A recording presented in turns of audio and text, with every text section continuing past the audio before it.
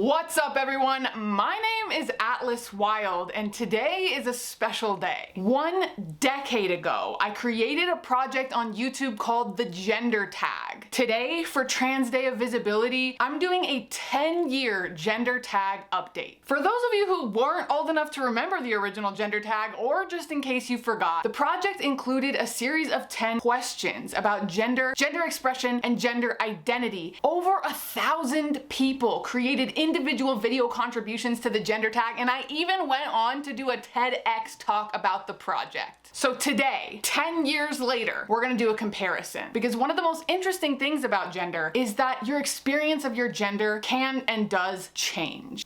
Or not. I'm a creature of habit. I'm sure some things are still the same, but let's get into it. 1. How do you self-identify your gender, and what does that definition mean to you? I self-identify as genderqueer, or more generally as non-binary. I identify as transgender non-binary, and what that means to me is that the experience as I understand it of what it feels like to be a man, and likewise the experience as I understand it of being a woman, is not compatible with the experience that I have. Something else that it means to me to be transgender and non-binary is that I am deeply, profoundly, and inextricably in community with other transgender, non-binary, and gender diverse people as we consistently fight for our right to safely exist in this country. 2. What pronouns honor you? I am honored by the pronouns she, her, and hers. My pronouns are they, them, and theirs. This was something that definitely changed. About 4 years ago, I realized that the pronouns I was using weren't the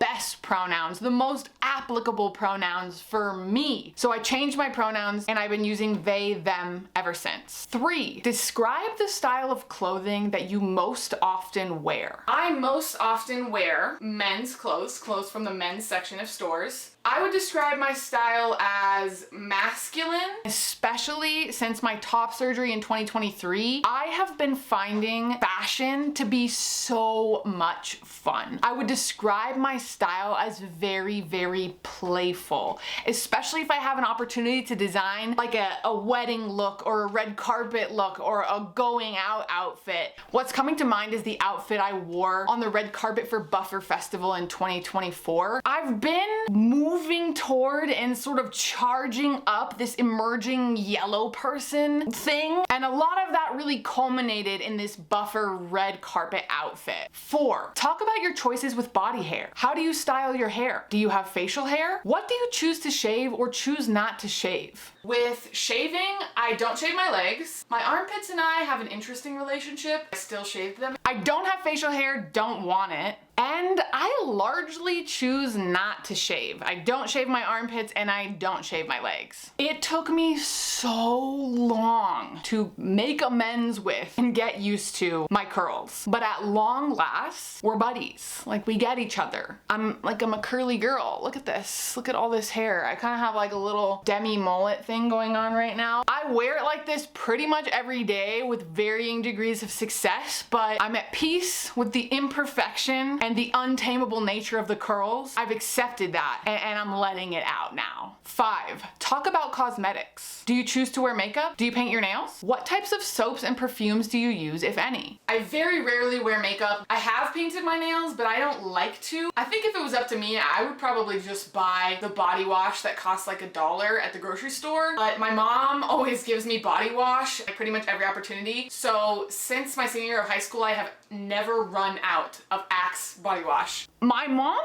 did eventually stop giving me Axe for Easter and Christmas. So I ran out of that a few years back, and now I officially use whatever is affordable at the store. I don't wear makeup almost at all anymore, but I have gotten a little more into painting my nails. As for perfume, I wear cologne. I wear Polo Black. I still wear Polo Black by Ralph Lauren, but I sometimes supplement with Acqua di Gio by Giorgio Armani, which I also really, really like. Like I said, I'm a creature of habit, so I know Polo Black goes all the way back. In fact, it goes back 10 years even prior to the gender tag. Is it true that my most stable relationship in life is with my cologne? Some self-exploration to be had there, I think. 6. Have you experienced being misgendered? If so, how often? People are always surprised when I answer this question with every single day. Increasingly, this question about being misgendered feels complicated to answer. Am I misgendered? Yes, all the time. And you can imagine, as a non-binary person who uses they, them pronouns, pretty much anyone gendering me is misgendering me. A lot of times people refer to me as she. I do get he and sir quite a bit. I have really learned to take this with a grain of salt. I know me, I'm good, I got me, I know what's true. So misgendering has stopped feeling like such a pain point for me. 7, do you experience dysphoria? How does that affect you? I used to answer no to this question,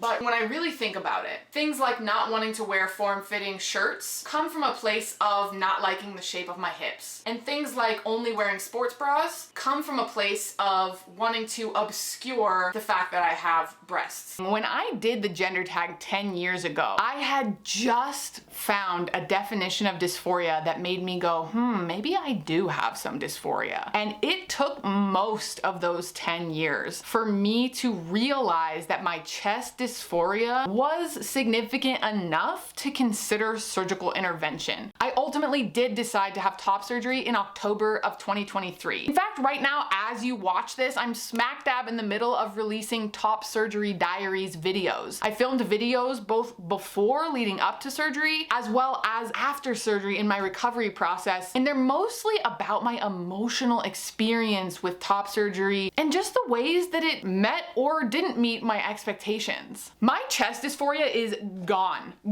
I feel amazing. Like, your boy is super flat over here and very comfortable. Sometimes I get a little dysphoria around like my hips or like torso shape, and there's not like a ton I can do about that. I could work out, but let's be so serious. I would say my dysphoria is extremely minimal at this point in my life. 8, talk about children. Are you interested in having children? Would you want to carry a child if that were an option for you? Do you want to be the primary caretaker for any children you do have? Children are one of the most important things for me in my life. They're one of my biggest goals. I desperately want to be a parent. Some people are born to be parents, and I am one of those people. In the last year, 2 of my brothers had daughters. I entered my TT era like it was made for me. With my nieces, I had to decide what they were gonna call me, and I went with Tie, which is a gender-neutral spin on Tío and Tía, which are the Spanish words for uncle and aunt. For short, they call me Titi, and being with my nieces, it just reminds me how thoroughly important it is to me to have a family of my own, which I hope to be doing somewhat soon. I have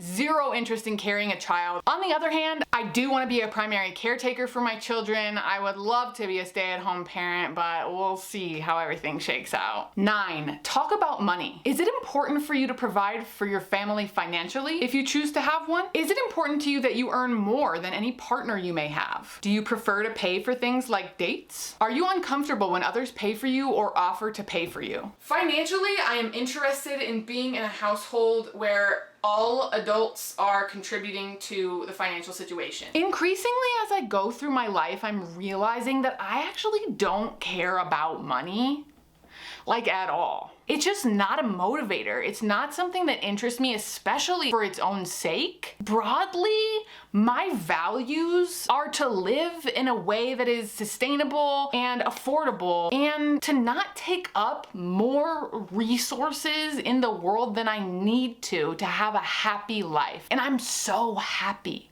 I'm so happy. I have everything I could ever want in the world. Obviously, money plays a role. I couldn't go without it, but dang, I'd probably try if I could think of a way. Money's just not on my mind.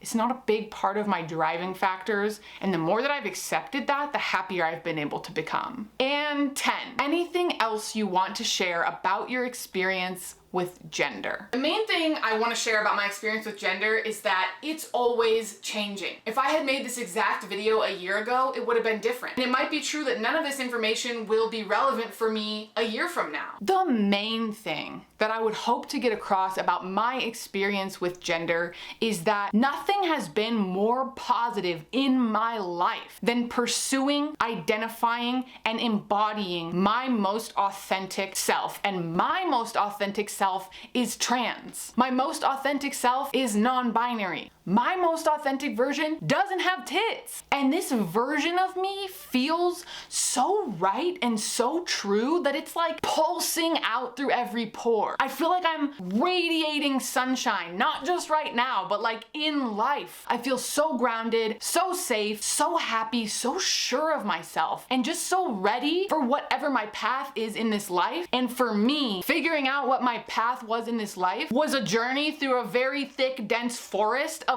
gender mess. So what I would hope to get across is that my ability to thrive has been predicated upon my ability to explore and embody my gender. That I couldn't be this happy, safe, grounded, vibrant Atlas without also being trans and non-binary. They don't come apart. It's a part of me, a necessary part, and it isn't something I would ever remove.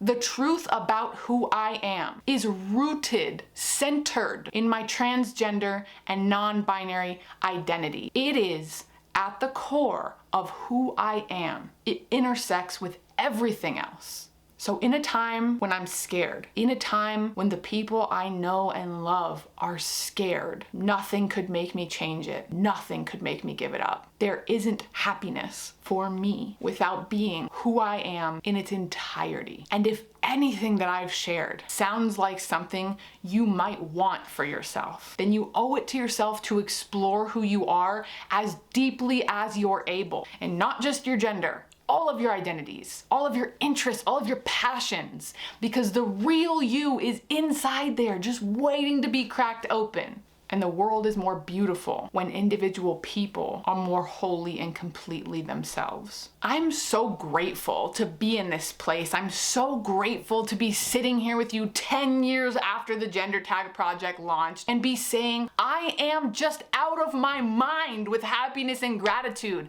I wish I knew that that's who I was going to become. And this is not a small part of it. So if you ever watched a gender tag video, if you ever made a gender tag video, or even if you're just showing up here for the first time today, I want you to know all of that has contributed to the person that I have become. If, like me, you find gender to be an incredibly important topic, especially in the times that we're living through, I humbly ask for your support as a patron on Patreon. Patrons have made my content possible, and truly they are my biggest fans. Thank you for considering support on Patreon. Thank you for watching this video. I hope to see you again soon, and maybe, just maybe, a little bit brighter, little bit you-er version of you shows up next time. Bye-bye.